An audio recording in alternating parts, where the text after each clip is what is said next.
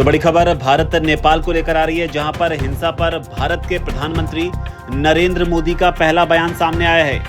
PM Modi ने कहा है कि नेपाल में हुई हिंसा बेहद हृदय विदारक है, बहुत पीड़ा हुई। तो ये भारत के प्रधानमंत्री का कहना। पड़ोसी देश नेपाल में जो हिंसा हो रही है उसे लेकर पीएम मोदी ने कहा है कि नेपाल के भाई बहनों से शांति की अपील करता हूं।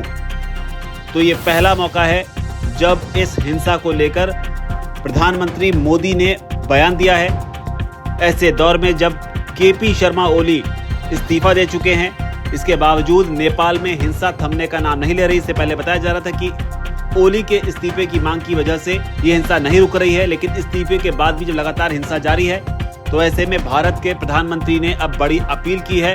साथ ही पहला बयान जो है वो नेपाल की सेना का भी सामने आया है। पीएम मोदी ने सोशल मीडिया प्लेटफॉर्म एक्स पर लिखा है कि आज हिमाचल प्रदेश और पंजाब के दौरे से लौटने के बाद कैबिनेट सुरक्षा समिति की बैठक में नेपाल के घटनाक्रम को लेकर विस्तार से चर्चा हुई।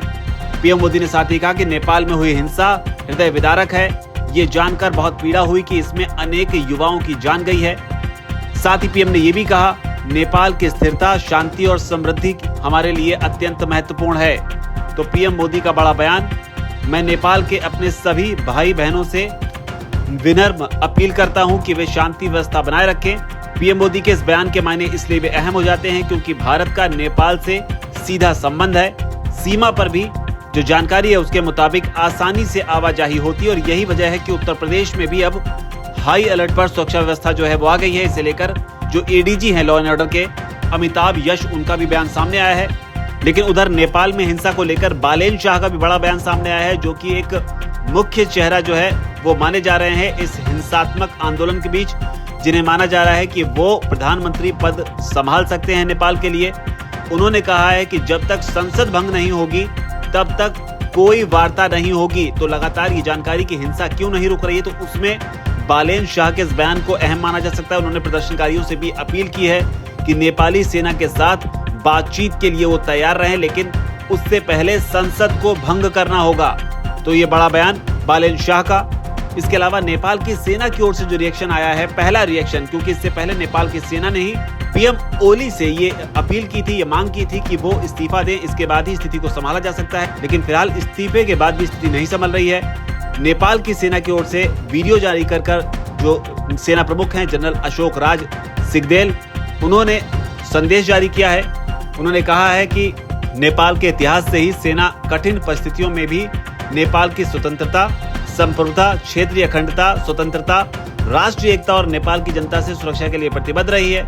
यानी कि सेना देश के लिए, नेपाल के लिए अपनी प्रतिबद्धता बता रही है।